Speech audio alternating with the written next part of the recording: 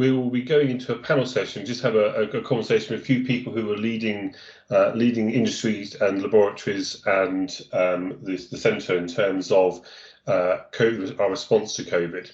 I'll be inviting in a second our panel to introduce themselves and let you know all about their thoughts and things around the COVID pandemic. So first of all, I'd like to invite and thank my colleagues for joining us today in this next session. If I could please ask Nicola first of all to introduce herself to the panel. Thanks, David. Hello, everybody. My name is Nicola Newman, and I am the Managing Director for Berkshire and Surrey Pathology Services. And over the last 3 years, I've been the Pathology Incident Director also for the network. Thank you, Nicola. And my good friend and colleague, Jane, please. Thanks, David, and hi, Nick. It's my current role is Head of Pathology Transformation for NHS England, and I'm Jane Mills. And it's lovely to be here. Thank you for inviting me along, and it's great to see so many people here.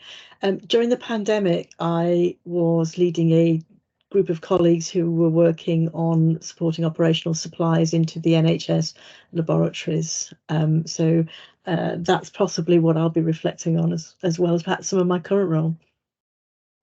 Okay, thank you. And seamlessly, now having the link working, so apologies for that, Geoff. I would like to invite Geoff to turn his camera on and introduce himself. Yeah, so it wouldn't be the same without technical problems when we talk about the pandemic, right? Geoff Twist, I'm the Managing Director of Roche Diagnostics UK and Ireland, and thanks, David, for the invitation to be part of this discussion. No, thank you, and thank you all for giving your valuable time. I know you're all very, very busy. So, first of all, the pandemic really did change the face of diagnostics, didn't it? It really was a game changer for us as a profession and an industry. My first question has to be, what were your reflections on how we responded to the pandemic originally? I'm going to go around in no particular order, but I want to bring Nicola in last because I think Nicola was at the sharp end, so it'd be quite interesting to hear that. So perhaps if I could start posing that question to Jane first off, please. So I guess my overriding reflection was how different it felt, with feeling a little bit more empowered to ask for whatever we felt was needed to support the situation, which when I first stepped into the role that you very kindly invited me to take up, David, I had no idea who anybody was. Nobody was wearing any ranks of office. Everybody was just in there to help sort things out. So, I possibly was speaking inappropriately to some very senior colleagues in government at times where I had no idea what their role was, but I was very clear that I needed their help, and I was very specific in what I was asking for. So that felt quite a unique thing, and I suppose was quite indicative of the collaborativeness that was around, and the absolute willingness of everybody to bring their professional knowledge, skills and experience and contacts to the table to help sort things and see if we could make progress. Thank you, Jane. And my previous talk a minute ago was really about that sort of very unique world we were working in, which we were certainly not involved in before. So, Geoff, from an industry point of view, there was a sudden ask for you to work miracles, wasn't there? I think it's great preparing for this, David. Also going back, and I'm not sure it's also on the human side a door you wanted to open again, but I think in the interaction that Jane talked about, everyone was fearful, right? It was almost like this. You could see the storm coming because we are connected globally. The media was starting covering the world events. I think people of science are looking with collaborators around the world, and there was a nervousness of, will it come? When it comes, what will it mean for us all? But already we were starting to come together for the system. The scientists in companies like ourselves as Roche were already busy looking at the sequence of the virus and already starting to prepare using the power of the science. But those first moments, there was uncertainty, but there was a good coming together. I completely see the point with Jane. I knew of you both. We hadn't spent so many hours together back then, but yeah, little did we know we would walk through hell together and ultimately have a breakthrough together as well. But yeah, they were some concerning moments.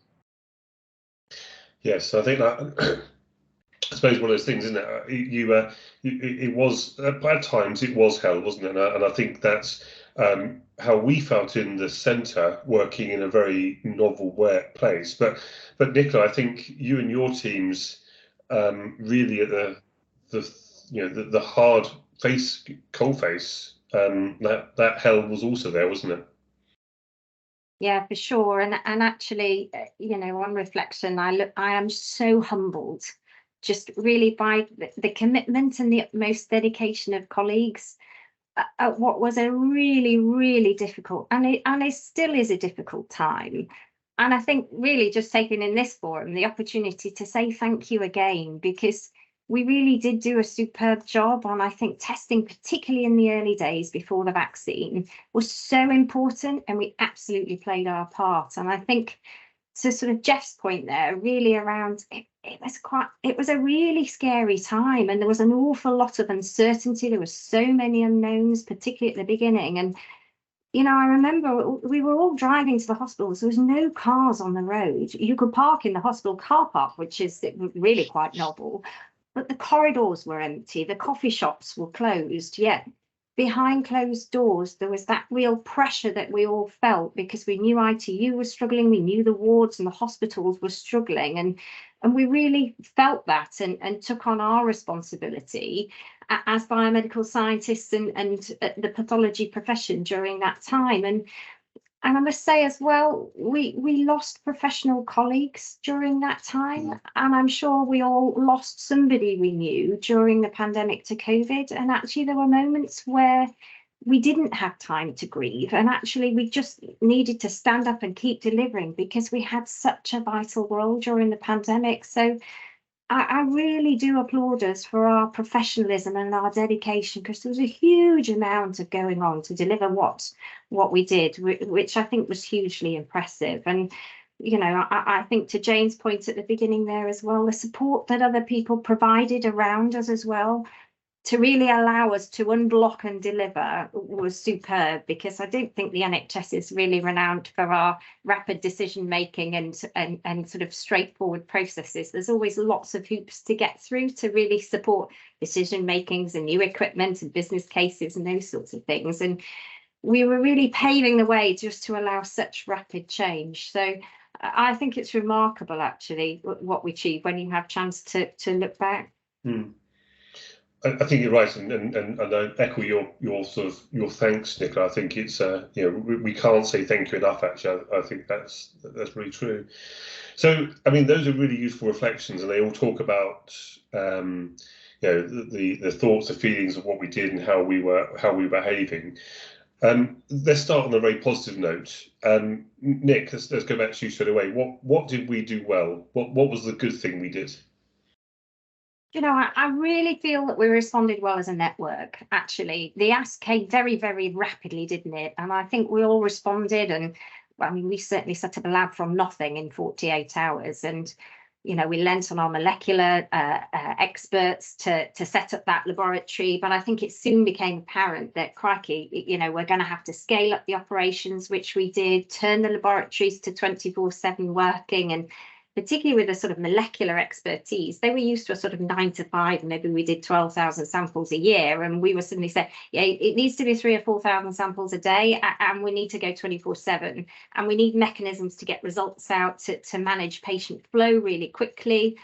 And I think absolutely we stepped into that space and responded really well. And I think there was something about our ability to innovate and create.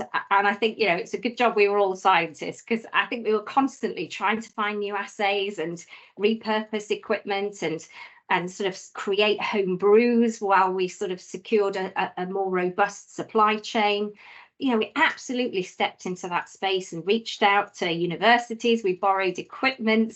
We really reached across the network. And I think we constantly adapted. So you know, there was small scale to start with, and then a supply chain, and there was more equipment available, and we continually modified our operating model. And then we had point of care kit come to market, so we responded again and delivered a 24/7 service there. So I think we were really innovative and creative in the space of what we were able to do in a very, very short space of time. So I think it was remarkable, really. But I'll hand over to the colleagues who may want to come in on the back of that. Yeah, well, actually, I'm going to go reverse also. I'm going to go to Geoff next to answer that one before. You know, I think the next question is going to be an interesting one, but this one I think we really should celebrate, very much building on the thanks. So many fantastic people that achieved so many breakthroughs. So if I start from a Roche perspective, we have our heart of our R&D in the molecular space in California. So the moment the sequence was available for the virus, we'd already started creating our commercial solution using the high throughput robot solutions that are in abundance across the NHS. So 2 days after the WHO declared a pandemic, we were able to launch our first global commercial PCR test for COVID. That alone is remarkable. So our teams have done in days and weeks, which normally take years. The next challenge, normally with an innovation bringing to our markets, but the NHS, is the years of slow adoption. But in partnership with colleagues here, but also the regulatory authorities, the adoption was overnight. So not only did we have the speed of innovation, the speed of adoption and relief to the health system at the time was remarkable. I think Nicola used that word. I think the other piece is the moving around of capacity instrumentation to actually get a fair distribution across the NHS of what was available also was remarkable. You know, de-installing and reinstalling high-tech kit and getting that operation really in, I think we've got that down off pat 10 days, where something would normally take maybe 4 or 5 weeks, was again remarkable. And the other thing I really want to emphasize here, when you go back, the public demand for testing, the system demand for testing, but not just Roche, but the industry, we scaled by a factor of probably 400% in weeks. You tell me another industry that would be able to do that, and it continued to grow. So I think to Nicola's point, in 2019, there were 300,000, based on the IBMS data actually, 300,000 molecular PCR tests. By the end of our efforts, we were able to do that each day. So what we did annually, we scaled to be able to do that each day. It is remarkable, not only the stories I'm telling from a Roche perspective, but the coalition of partners and coalition of system leaders and regulatory leaders and NHS leaders to make that work. It was incredible, right? Yeah, I think it was. I think I did touch it in my talk a minute ago about that speed of adoption, and it's one of those things you can't underline enough, can you? That you know, very genuinely, adoption taking decades was possible, and in fact, I'm sure Geoff, you'll report that back in a number of innovations that Roche has delivered into the market.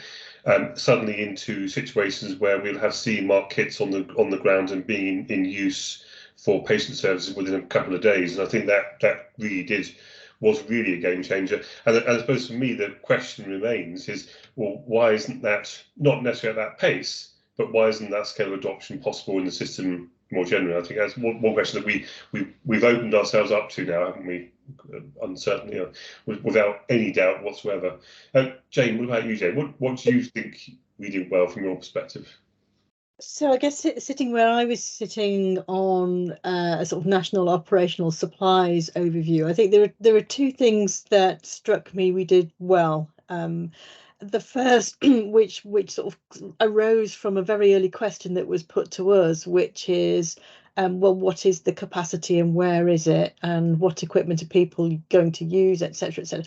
And the realization that we did not have that national data picture as accessible. And there were a lot of questions coming at us several times a day from ministers, interested parties who just wanted to know that. So having put that picture together of that database of knowledge of who was using what and where and what they needed to make that happen, so building that list of understanding of all the consumable components and the volume of it, at a point in time in our response to the pandemic, that was vital, because we really were able to look at a national level and match what we were aware was coming through from suppliers through their manufacturing channel to what was being deployed and utilised in labs. And you know, I can look back at it now and it felt like an eternity, but it actually was quite a short window of time that we needed to have that picture together. But we were sending out to the likes of Roche questionnaires regularly saying, tell us what you're making, and similarly sending out data requests to labs telling us, tell us what you need to use, and bringing that together to just assure ourselves of where was that whole gap. And that was quite helpful, because when we were then liaising with companies, we could give them an indication of what products might be needed to help continue to be able to respond to the resource. The second reflection I'd have was on the use of communities of practice. And one of the very early things we did in the operational supplies team was just bring together that community of people who were at the sharp end of being responsible for procuring and logistics elements, and help them through peer discussion and through our information exchange accelerate the ability to respond and learn. And I think we saw communities of practice coming to life across a whole range of responses, which were hugely beneficial.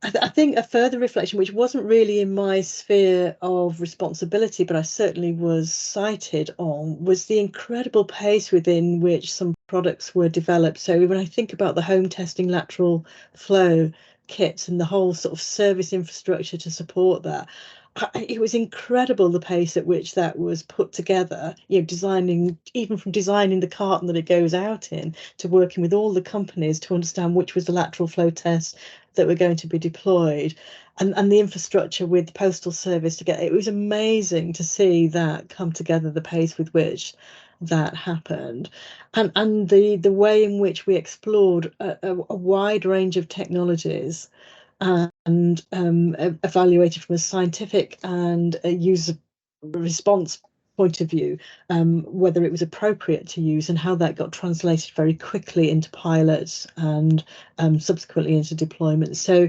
there were an enormous amount of some of it was behaviours, some of it was tools and techniques that were deployed really well, I thought, at times through the pandemic.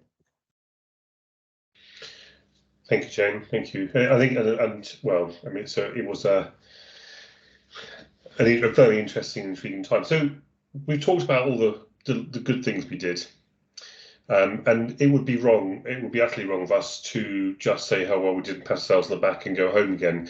But actually, we probably have learned a lot of lessons. I mean, we've already touched on one that is about the adoption of technology, and I think there's lessons learned about that can have a real difference.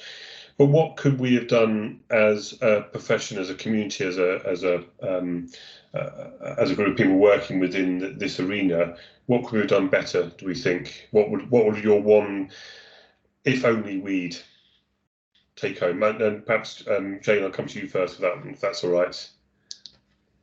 It's a really interesting question at this time, isn't it, to think about there. And given everything we've said and heard, it's almost quite hard, because we were learning in the moment. We were all very present in the pandemic that we were responding to, and inevitably there are decisions that we took that might have led to different outcomes, and it's really hard to think of many things that we could do better.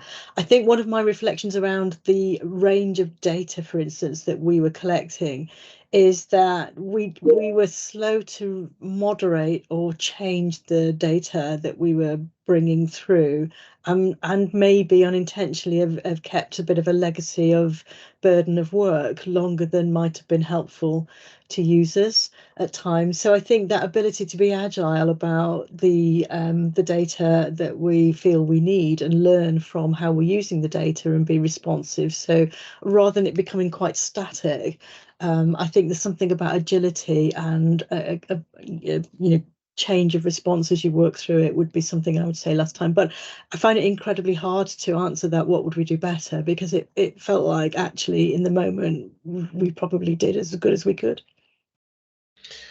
I mean, yes, I would agree from my perspective, we did what we could. Geoff, what about from your perspective?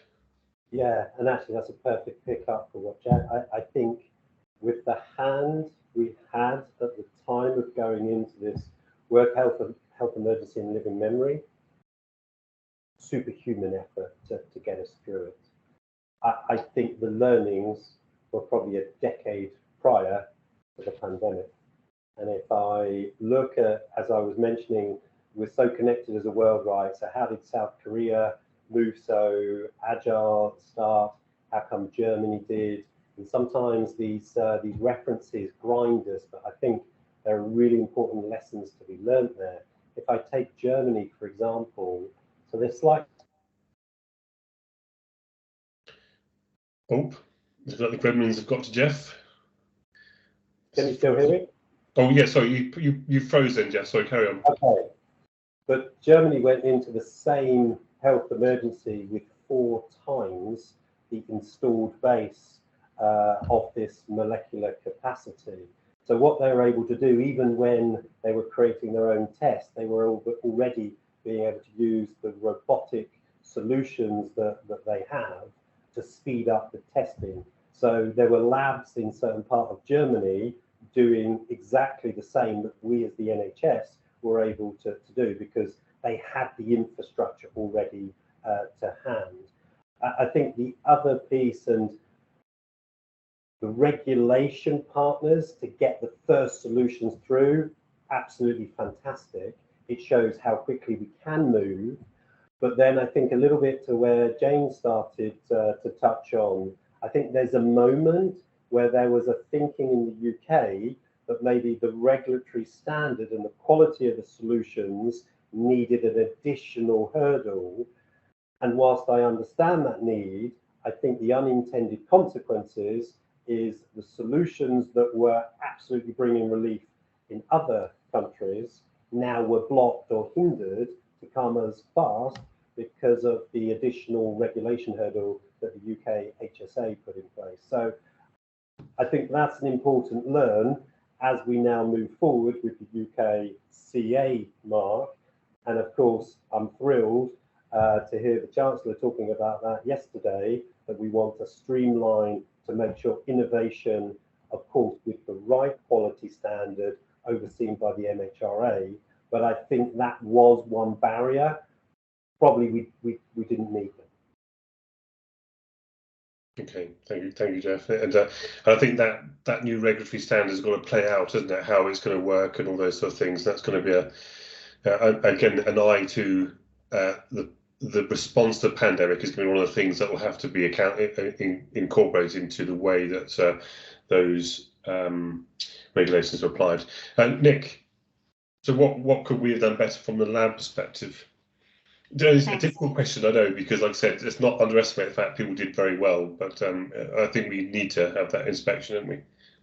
Yeah, absolutely. And I didn't really want to answer this question actually, because I think we did such a super job, and particularly with who I'm on the panel with, I have to be very careful. But and you've heard some of those behind the scenes snippets from Geoff around just how quickly supply chain were working and just the speed and pace that things are being churned out is unprecedented and remarkable. But I think when you're at the cold face of it and looking back, we worked such long hours. I very rarely got much sleep. And you used to come in and they were queuing outside your office door saying, I need a result for so-and-so, and can I have this? And I need to open this ward, and I need to close this ward for COVID. And the pressure of that around the supply chain challenges early doors was immense, really. And we were sort of switching the services on and off when we had supply or didn't have supply. We were juggling between instruments with what supply chain was available and what was coming into the country, and the swabs, it was different swabs, and there was lots of validations going on to try and keep the show on the road. And some days we could do the test in-house, and some days we had to send to PHE, and really made it challenging to juggle the flow of specimens and manage the sort of service operation in an efficient and effective way. But, you know, that said, and on reflection, we were creating something from nothing, but the intensity that we were working under and the pressures of the hospital just really expedited that. Because as soon as we said, you know, we're doing local testing, the expectation was it was just like anything that pathology would deliver on a business as usual. And we were so far from that in the early days. But it was really, really challenging for us to manage expectations. But I cannot criticize, and I can't, because we created something from nothing. And, you know, as Geoff said, you know, this is unprecedented, what was coming out of manufacturing and production, and what was going on across globally to manage the pandemic was remarkable. So, you know, I don't think we can be too critical on that. And I think equally to Jane's point around the data, I think where we were 3 years ago as networks, we were really, really in our infancy for a lot of networks. And I think some of those national calls were maybe more challenging in the early days than they needed to be, because we hadn't maybe necessarily got the maturity of the networks at that stage. So we were sometimes working in quite disparate laboratories and not having one single voice for the network. And I think it would be different now, 3 years down the line, on our maturity metrics, as sort of networks are evolving and really maturing. I think all that would be a lot easier. And I don't think we would have had the challenges that maybe we saw 3 years ago at the beginning of the pandemic. It's interesting. Sorry, Jane, go on. Sorry, David. I was just reflecting on one of the things that I found quite challenging at the time, and I'm sure other colleagues would reflect on this as well, is that we were so used to being able to go and stand in other people's experiences so we could understand what they were talking about. And that was taken away from us. So, you know, I remember throughout the pandemic, I'm pretty much sitting where I am right now, which is in what used to be my dining room is now my home office. And I was here sort of almost 24 hours a day. And I had to rely totally on the expressions that Nick's just given us there to put myself and understand what reality was like, because I had no awareness of it myself. And I can remember saying to my team every morning when I met with them just before 8 o'clock, we say, whatever happens, be kind, because we have absolutely no way of knowing what it's experiencing, the experiences are, but we can be assured that it's really emotionally challenging out there. So whatever we do, let's try and help, let's be kind. And some of those kind of compassionate behaviours came to the fore for us. Yeah, no, I mean, I was going to say, I was very lucky that during the pandemic, I came to visit Nicola, actually bringing with me Amanda Pritchard, who's now the head of NHS England, and it was amazing to see. Well, there's two things actually. One, the scale of the reception activities, for example, Nicola. I know you scaled up massively in terms of how do we receive all these swabs, but then walking through to the laboratory component and actually the size and scale of the lab component, if you like, was much smaller than you'd imagine. I think that's one of the things that I was, had to get across to Amanda, was actually these few small instruments are the things that keep us going, and that's perhaps brings home the criticality of diagnostics. But the scale of the operation to get to the point of having a sample to analyse was one of huge interest. And I think for my reflections as someone who was sitting at that top, it really was a time where it was hard to grasp and understand some of the complexities that were going on. That I think if we, Nicola, I mean, you didn't hear my talk before, but I mentioned the fact I think the network approach was the biggest success for us in terms of being able to manage the country's wide capability. And I think it really exemplified the values of that networking approach, and I'm pleased it pushed it forward, actually, if I'm being honest. But I think it really built us a capability. Now, I suppose my personal what could we have done better would always be if only we'd got further with the networking. There are some parts of the country that genuinely, I think, didn't do as well because they were not as mature in their networking approach. And I think that was testament on some of the calls we had actually in terms of building capacity. And I think my could have done better would have been we needed to have done networking a long time ago, and that's perhaps one where we are. So my next question, so Geoff, this is perhaps one really aimed at industry. So I mean, perhaps I'll answer it in generality. The world's changed now since the pandemic. Do you think there is a now different way of people approaching laboratory infrastructure? Do you think there's a different market now? Is Roche changed its approach post-pandemic? There's so much learning for all of us, and if I start within Roche, I think to the earlier positives, how we can bring the power of science into our solutions and innovations in a shorter time frame than maybe we were accepting in the past. So that pace continues. I think the next piece is the speed it takes for us to engage with health systems like the NHS. I think there's well-known facts and figures that most innovation in the NHS, even if it's NICE approved and validated by the Academic Health Science Network, takes decades to be scaled across the entire network. We did that in what felt like days with COVID, yet something which can give relief to cancer patients, cardiac patients, other infectious diseases, it still takes too long.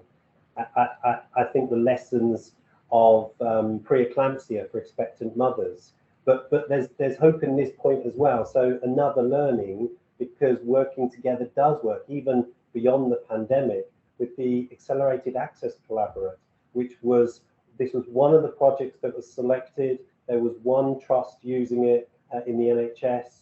During the pandemic, this effort continued to go. So 3 years later, it's an abundantly used marker now for expectant mothers to give a high predictive value that they won't develop preeclampsia. So it enables the health system to focus on the 10% that have an elevated risk, but 90% can really have some peace of mind and enjoy their maternity.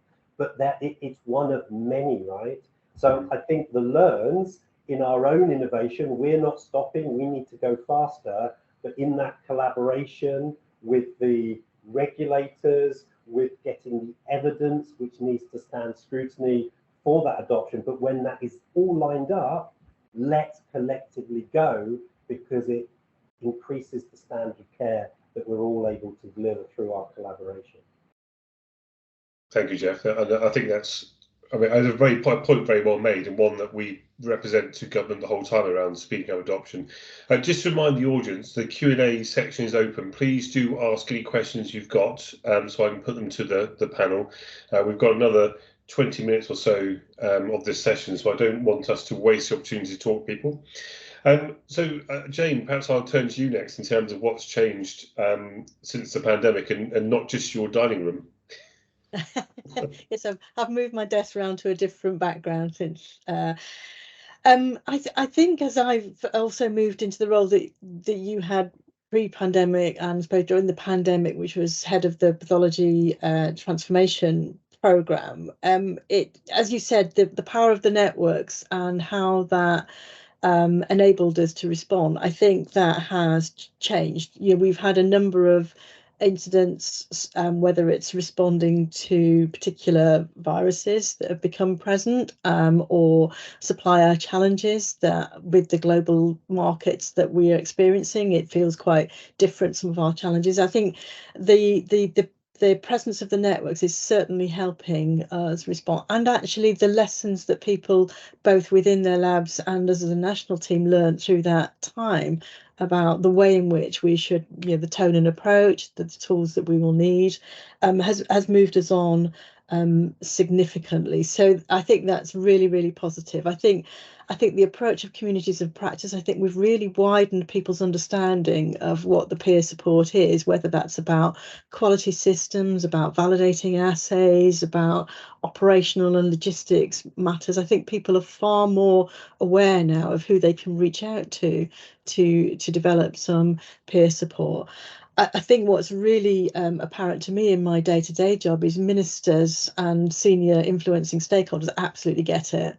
They really understand the difference that diagnostics can make, and there isn't a day goes by now where I'm not asked for further information from ministers to further their understanding of what difference they can make, which, whilst on one hand is incredibly onerous because their expectations of turnaround of information are wholly unrealistic at times, as I'm sure you're aware. And yet it's really positive because there is an intent there to want to make a difference. And so it feels really important for us to continue to represent all of us in whatever opportunities we have, is to represent the difference that laboratory medicine, that diagnostic can make in patient pathway. I think the scale of introduction of rapid testing also shift the dial. We're really actively supporting virtual wards right now, the acute respiratory infection hubs, community diagnostic centres. And I would love for us as a profession now to be really leaning into that and making sense of what's the right balance.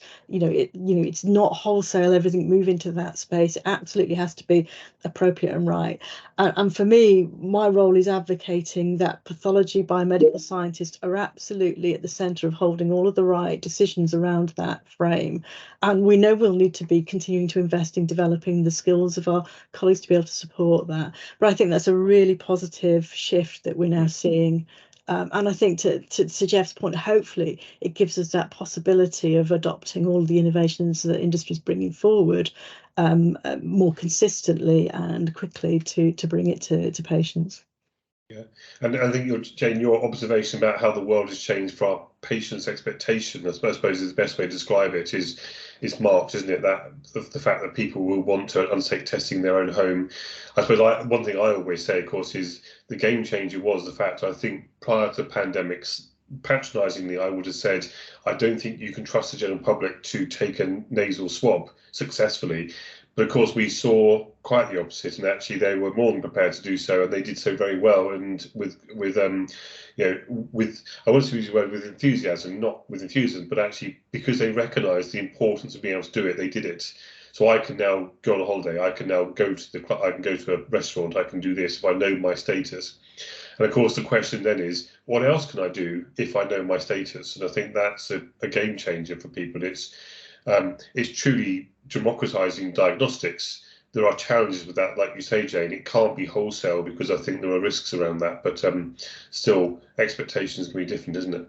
I think so, and I think again something that perhaps colleagues on this call can really help with as well is there is a very I suppose a very narrow understanding in some quarters of what testing is and diagnostic testing. So there is a sense of sometimes everyone thinks it's about sticking a swab up your nose and then it goes off.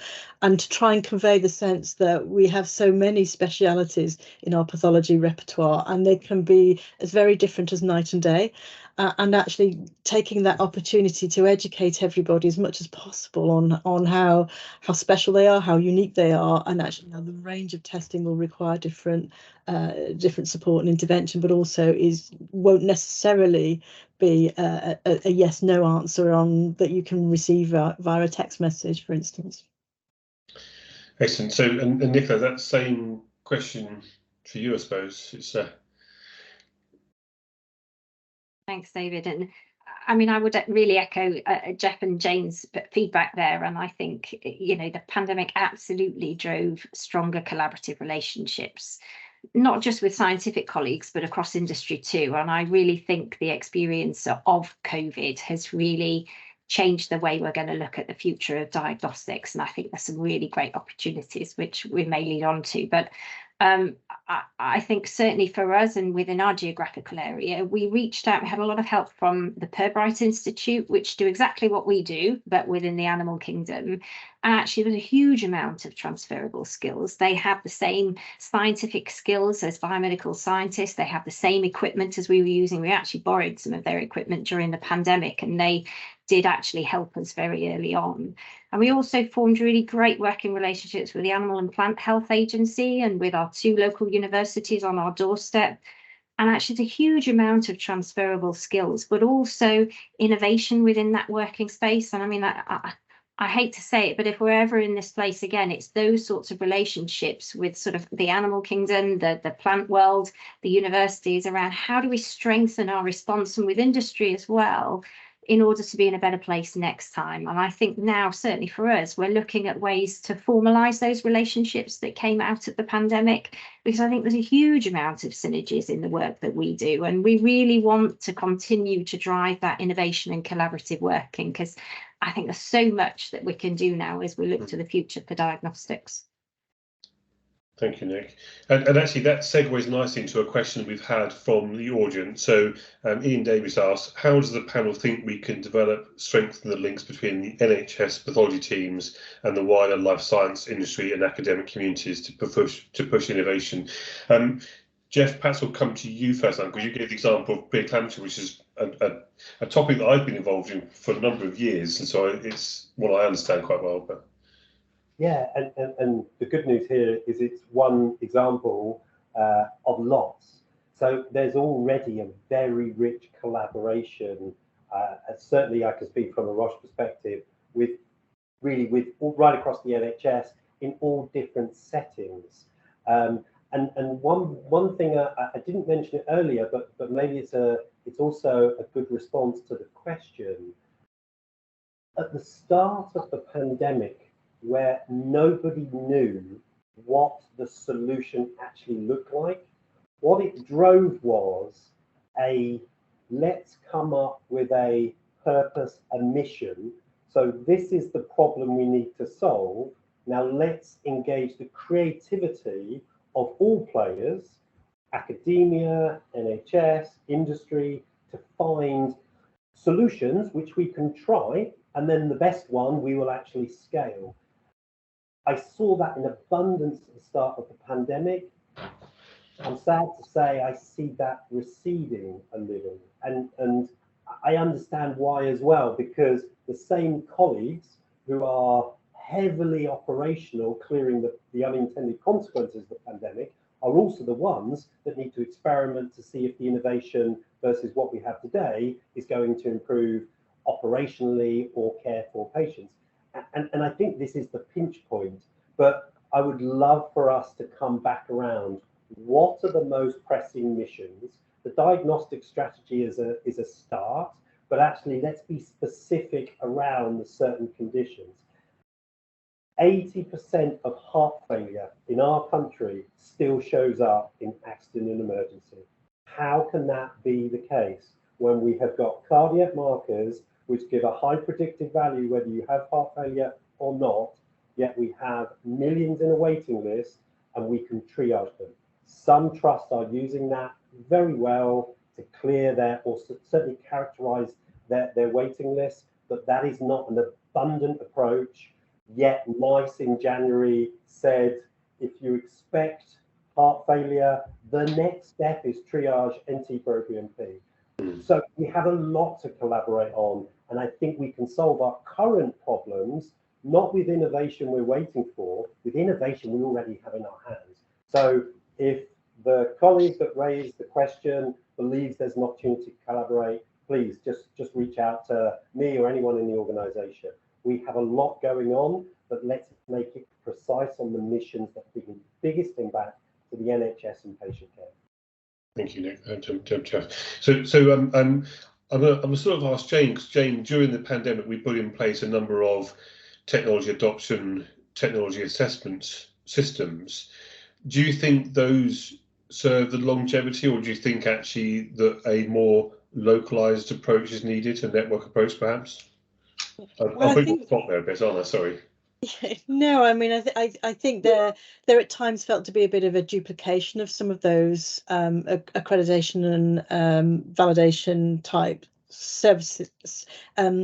Yeah, they were services as such that were stood up, which felt incongruous with where we're at now. I mean, I think to Geoff's point about the very same workforce that is trying to recover the backlog situation, obviously are also going to be involved in adoption of the innovation. I think encouragingly though, there is far more drive and cohesion around understanding of NICE approved innovation, how to manage that through the various channels. I think Professor Mike Richards is really a fantastic champion for shining a light on the possibility of what can be done through both CDCs, through really looking closely at the direct access repertoire and understanding what the levers are and the connections to make sure that the clinical pathways are reviewed to take advantage of exactly your point, NT-proBNP assays. And so I think there are many more opportunities now as a result of that. But to your question about validation and adoption, I personally think it's best handled locally by networks. I think in this new environment, it's for us to work out how we help link for ICBs to work with networks to understand what powers they have available to them to help expedite things like this too. Because ICBs are obviously going to be the holders of the money and therefore help make that change. And that's a new place for our pathology networks to be. And I think they have to be sitting around that table of the ICB so that they can make sure that they're doing the sort of knowledge and information exchange to help the commissioners understand that by introducing some of these innovative products, it will make a difference to the flow of patients through the pathways. I know that in some cases it still requires further investigation, but it does at least start to streamline some of the patient flow on those pathways. Thank you. And Nick, a slightly nuanced question to you, perhaps, because obviously I know, Nick, you will have been involved in lots of technology adoption things. To the wider biomedical science audience, what advice would you give them as someone who's been involved in? You said you stood up a lab very quickly. I know Friendly Health has a very complete service in terms of its diagnostics. What's the advice you give those in the audience around delivering innovation and adoption at pace? I think it's about just creating that time, that thing. We have innovation meetings within the network, and to Geoff's point, we see it waning, but we absolutely want to keep that alive and really reflect and drive on some of the experiences that we've seen. And I think if you create that environment locally, and we're driving now within regional colleagues to share best practice and share that learning, but examples for us is we have something called Lab Kit, which is point of care equipment in the back of a rucksack, which we send out with community teams, and that now supports emission avoidance, it supports the frailty team, it supports community cardiac teams and virtual wards. And I think, the opportunity is right now. We have the population that is experienced and well versed in doing diagnostics in their home and being able to receive results on phones. So I think it has, we should really take the opportunity to advance our point of care and our near patient testing offering.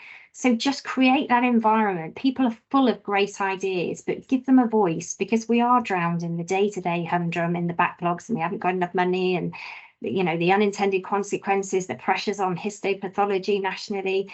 Don't lose actually some of the really great things that have come out of that, navigating our way through a pandemic, and creating that time, and then making sure that we as leaders create that collaborative working, and those either academic institutes or joint roles going forward to really bring together the expertise. There's a real opportunity and there's a great willingness, but we've got to create space and capacity for those conversations, because there's just so much good stuff that we could do. Excellent, thank you. Right, so we're coming to the last 7 minutes or so of the session. So thank you everyone for your contribution so far. Just a very quick reminder, if you've got any questions, please stick it into the Q&A section, and we will try to ask those questions that we've got. I suppose for me, it's a bit of a roundup question that would be good to hear. So I see Kay Evans got their hand up. If you put your question in the Q&A, we will get it asked. We've got 7 minutes, so I'll start with just perhaps a roundup. I will start with Geoff. What are your summation, your take-home messages from the pandemic? I think there's probably two or three. So first of all, when all parts of the health system work with a common mission, we can be remarkable for the benefit of patients. So as we now face the backlogs we face, are we really coming at those in the same mindset and approach that we did with COVID? if people dying from heart failure or cancers was on the national news every day, like in COVID, would we react differently? So I think we are tolerating a situation which is intolerable. And I think through this collaboration that we've proven together, we can do more. I think the digitalization of the networks and the health systems was an impediment during COVID.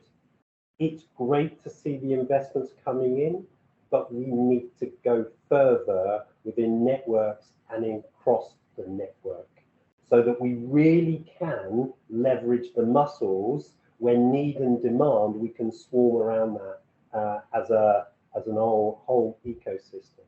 And I think that the final piece I would say, and it's in that home-based setting, it really is to continue to explore. Actually, the UK is an exemplar with the virtual wards, but I feel we kind of have gone there through necessity. If we really imagine what's possible, because behaviourally, clinically, there's concordance with the historic hospital diagnostics, what else can we create together? But with so many members of the IBMS here, I also want to say, yes, point of care has a place where there is an immediacy of action at the point of care, but actually that sample, that simple, convenient sampling at home, to Jane's point, not just putting your own swab up your own nose in the comfort of your house, but other sampling to make that convenient at home and utilize the huge value that is present in the NHS hospitals today, but then bring the power of diagnosis back to the patient digitally so they still have the convenience of staying away from the hospital environment. I think that is a massive opportunity that together we can unlock even more value. Thank you, Geoff. And then Nicola, perhaps what are your take-home reflections? And I'll come to Jane last. Thanks, David. And really to echo Geoff's comments there, I think, we are better without barriers. That collaborative working that we've done over the last few years has just been extraordinary, actually. And it's really exposed and opened doors that will really bring strength to much wider diagnostics. And I think the animal and human kingdom will be more important than ever as we go forward. So I think that collaborative working, we've got to keep going in that space, because I think it will be really beneficial for us. And the ability to innovate, I think there are some great opportunities to enhance pathology and diagnostics and patient pathways, and whether that be early discharge, admission avoidance or screening. But I think to Geoff's point there around patients and the population now generally want to be in more control of their health records and their care. And I think we've got a vital role to play in that. And I think it's our responsibility to really pave the way to allow that to happen. Thank you, Nicola. And Jane, you've got about 3 minutes to wrap up the last two and a half years of your life. There we are. It's easy to start by saying I agree with everything that Geoff and Nick have said, so not wanting to repeat that. I suppose what I would add to that is, and it's a reflection, I suppose, that you, David, would recognise when in 2018, before the pandemic, there was a very, very small diagnostics team sitting in NHS England trying to make sense of what was required in terms of securing resources from Treasury to flow into the system. I think as a result of the pandemic, there's a much greater understanding of the role that diagnostics now plays, and we build on our successes. To be frank, the more we succeed, the more we show the difference that we can make, and the more people talk about it, the more we're likely to secure to continue that journey of evolution that I think we all share. So I think that community that we've built, that collaboration, that working together is hugely important to make sure that we keep talking confidently and proudly of everything we do, so that we continue to secure investment to enable what we want to do.